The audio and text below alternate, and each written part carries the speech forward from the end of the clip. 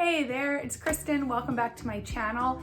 I just want to go through the process of exactly what I do when we get paid. So if you've been here to my channel before, then you know we're basically a one-income family, and we live almost solely on my husband's income at this point. So he is paid every 2 weeks, and I'm the one that manages all of the money in our family. So I just want to walk you through the steps of exactly what I do every single time he is paid. I thought maybe this would be helpful to some people if maybe you struggled to come up with a good workflow to kind of manage your finances and handle all of the tasks that need to be done when you're paid. If that sounds like something you'd be interested in seeing, then stick around.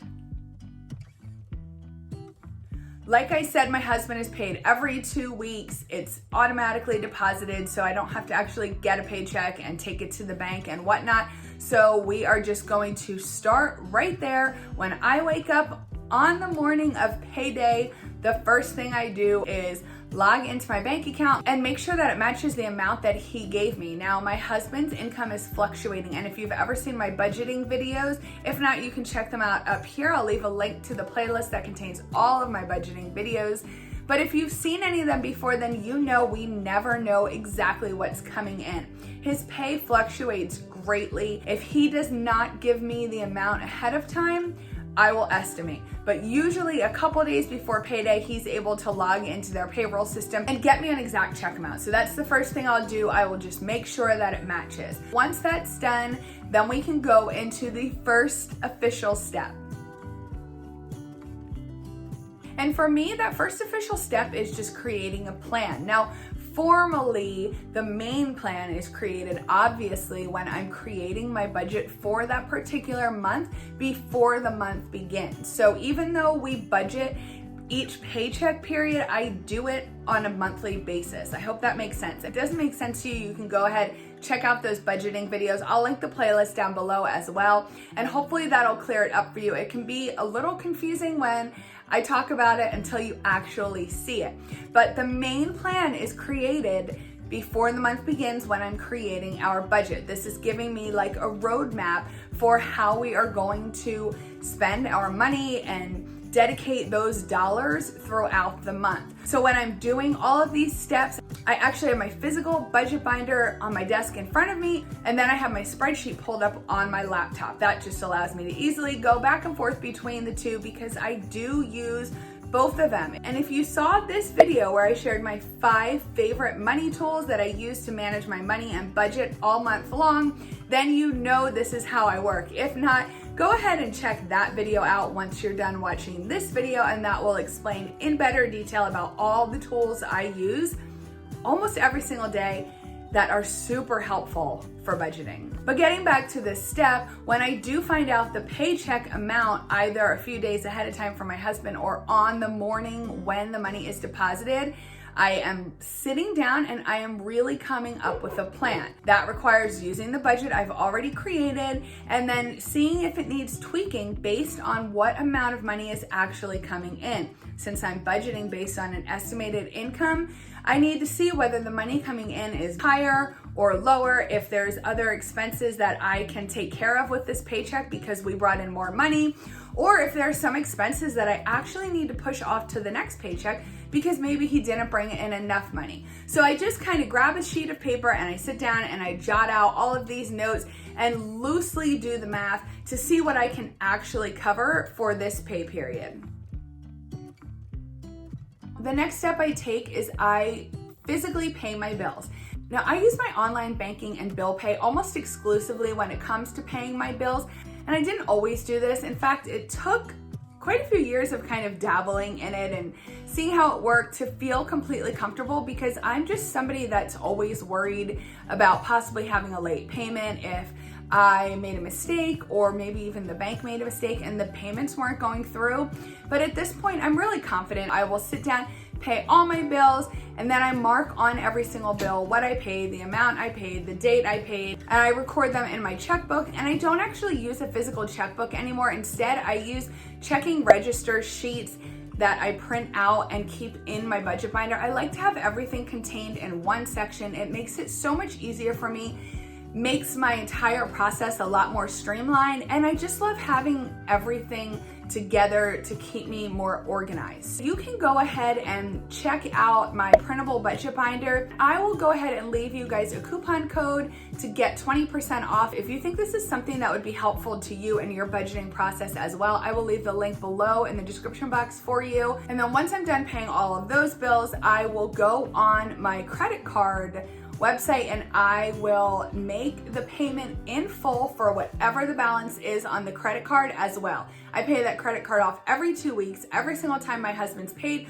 so that there's no chance I will accidentally forget and incur any interest on our card. We do only use one card ever at this point, so it's super simple for me to go ahead and take care of that.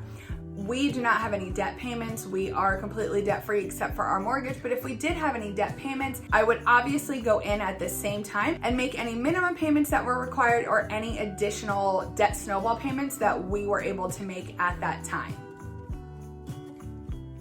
The next step I take is I go ahead and I make any bank transfers that are needed. First and foremost, this includes transferring half of our mortgage payment to our mortgage payment account on our online bank account. And I talked about this in this video right here, where you can see the breakdown of all the bank accounts that we use and exactly what we use them for. I will leave the link to that video down below in the description box, and you can check that one out when you're finished watching this one. After I make the mortgage transfer, I also make any other transfers that I may need to make. That includes maybe money that my kids gave me to deposit into their accounts, or money that I want to put into my emergency fund, into any online sinking funds we've recently started. And I also make a transfer once a month into our savings account, and those are for a couple quarterly bills. We save for them on a monthly basis, and I simply transfer the money to our savings account, so that way when the bill comes, I can easily take it out and pay it with my bill pay.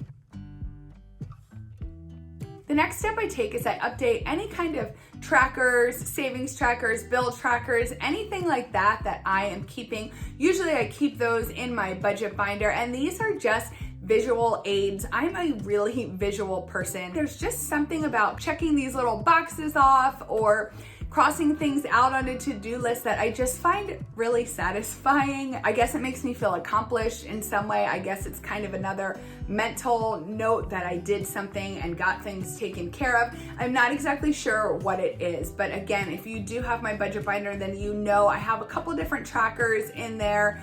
If we are working on any kind of a savings challenge, I have some trackers for that. So I will just go ahead and take a second and update any of those trackers. If we put money in our emergency fund, I will color in my savings tracker and kind of just make sure everything is updated with any changes that have been made for this pay period.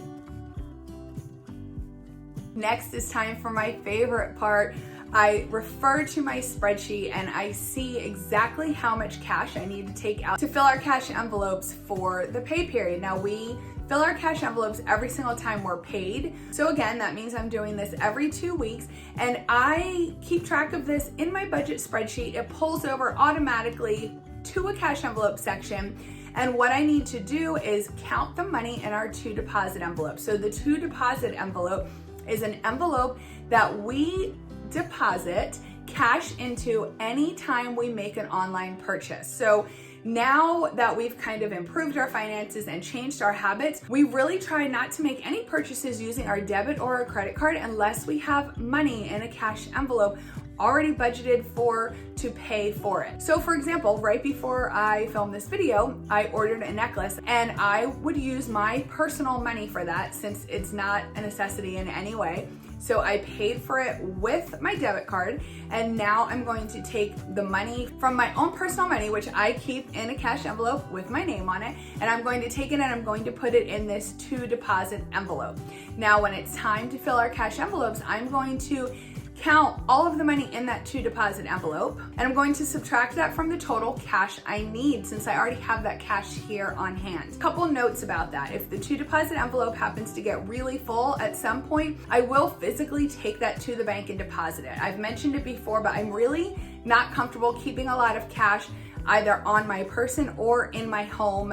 I just don't like it. It makes me, I don't know. I don't know. Normally, it is not a lot of money because we don't do a ton of online shopping. For example, if my spreadsheet is telling me I need $300 to fill my cash envelopes this week, and I grab my to deposit envelope and I count that I actually have $50 in that envelope, then I'm only going to go ahead and take out $250 from the bank, because added to the $50 I already have on hand is going to give me the $300 I need. That's going to allow me to keep that extra $50 in the bank where it belongs, since I spent $50 online. Hope that makes sense. If you guys have any questions at all about that process, please leave them down in the comments and I will answer them. I want to make sure that my videos are helping and giving you clarity and not making things more confusing for you, because what's the point in that?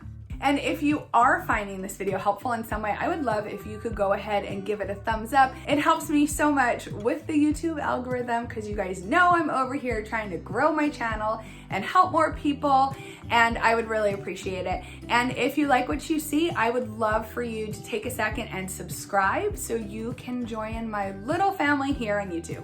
Now that I know exactly what I need to fill my envelopes, I write out the check to withdraw the money, and I write out a quick little sticky note to the bank teller requesting the specific bills that I want for my cash. This makes it so much easier when I'm actually stuffing the envelopes, because as I said, I don't keep a lot of extra cash on hand, which means I don't have a lot of cash to make change for. So if I don't ask for specific bills and they give me all hundreds or 50s, it makes it really difficult for me to break it down and fill each envelope adequately. Then I grab my pups, hop in the car, go to the drive-thru, take out the money I need, get the little treats for my pups, come home and stuff my cash envelopes.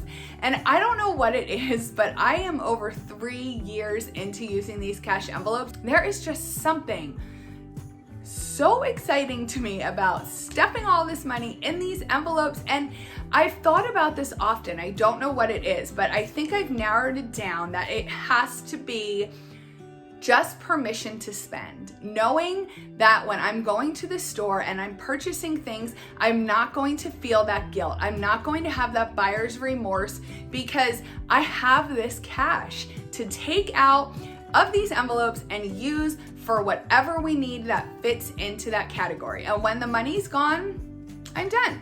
So if you guys are interested in getting started with cash envelopes and you're not exactly sure how it works, make sure to check out this video. I'm going to leave the link down below. That's going to tell you every single thing you need to know about using cash envelopes. The next step is to go back into my bank account and quickly reconcile all of the transactions that I just made against my bank account balance, make sure that everything lines up, everything adds up, check my math, and that just makes me confident that I'm not going to have any overdrafts or any math errors in my checkbook. It also makes things a lot easier when I sit down to balance my checkbook with my bank statement at the end of each month. It really does just take a few quick minutes, and it also makes me feel really confident that I'm not going to have anything to worry about over the next 2 weeks until I sit down and repeat this process when the next paycheck comes in. Kind of eliminates any issues or surprises that may come up over the next couple of weeks. And then the very last step I take on payday is I update my budget spreadsheet. And again, this is only 2-3 minutes. Really, this just consists of changing any bill amounts that maybe I recorded in there or estimated incorrectly in my spreadsheet, making any updates to cash envelopes that may be necessary, making any updates if I put any money to our emergency fund or to any sinking accounts, making any entries for any spontaneous giving that we may have incurred over the past couple of weeks, checking off any of the little check boxes that I have on my budget spreadsheet. Again, just gives me a quick visual representation of what I've already paid for the month and what is still outstanding or waiting to be paid for the month, and just give it a real quick once over to make sure everything looks as it should. And that's it. That is everything I do on payday. I know it might seem like a lot, but I promise this entire process, minus going to the bank and stuffing the envelopes, maybe takes me 15 minutes. Then I'll go to the bank, and then stuffing the envelopes maybe takes me another 15 minutes. I don't mind it. I love this process. It it's so second nature at this point because I have done it virtually the same way for about 3 years now. It makes me feel good that I've kind of covered all of my bases. It really helps reduce any stress that may arise around money throughout the pay period, and it's just worked really well for us. So I hope you guys found this helpful in some way, and even if you have your own payday workflow, maybe this has given you an extra tip or two that would help make things a little more efficient for you. If you have any of your own helpful tips, please go ahead and leave them in the comments so we can all learn. You guys give me so many good tips in the comments and I really appreciate it. Thank you so much for watching today. I hope you will consider subscribing to my channel and I would love to see you back here next week. Have a great day. Bye.